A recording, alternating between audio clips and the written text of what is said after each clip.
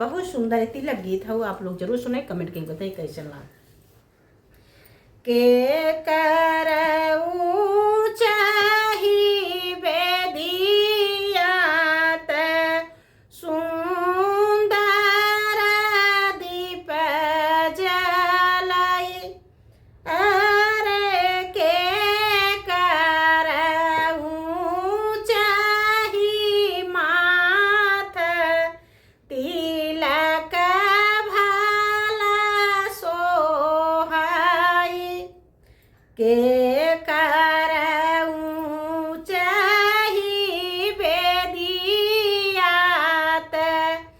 मानिक दिया जलाई, अरे के करऊ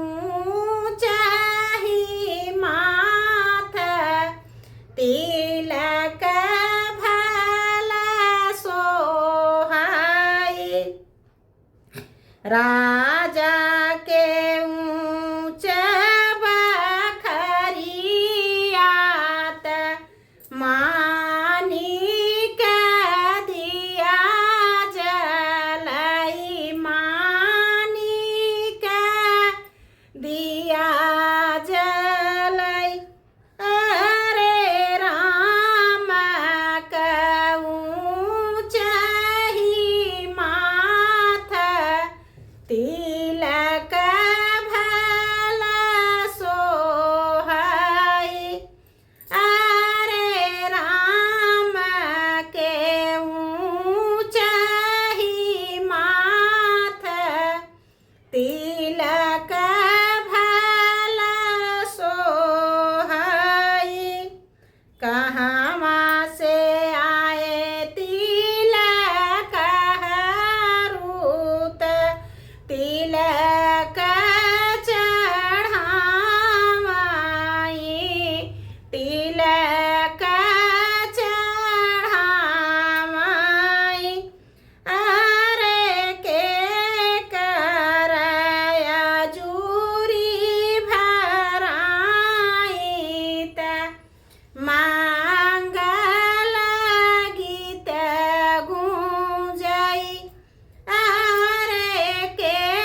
करया जूरी भराने मंगल गीत गूंजई, मिथिला से आए तिलक हरूत तिलक चढ़ावाई, मिथिला से आए तिलक हरूत तिलक चढ़ावाई, अरे राम के आजूरी भराई, मंगल गीत गूंजई, अरे राम के आजूरी भराई, मंगल गीत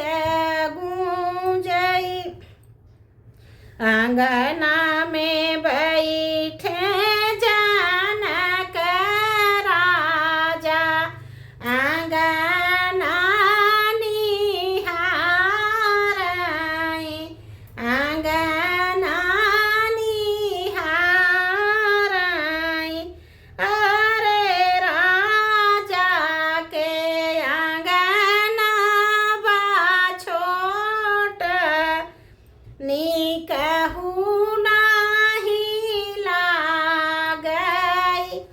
अरे राजा का आंगना बा छोट तनिक नाही लागई, ई मत समझी है कि ये समझी आंगन मोरा छोट बाटे, आंगन मोरा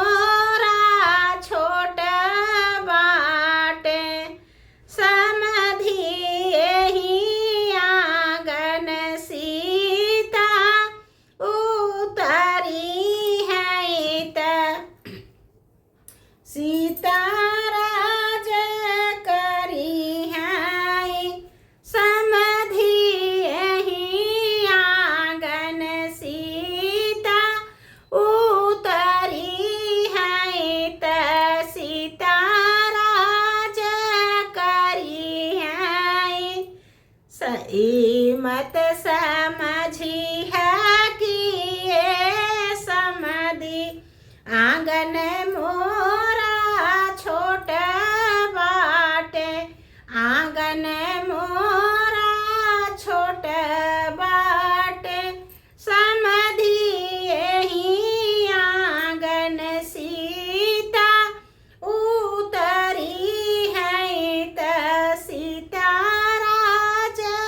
करी है समधि एही आंगन सीता उतरी है त सीता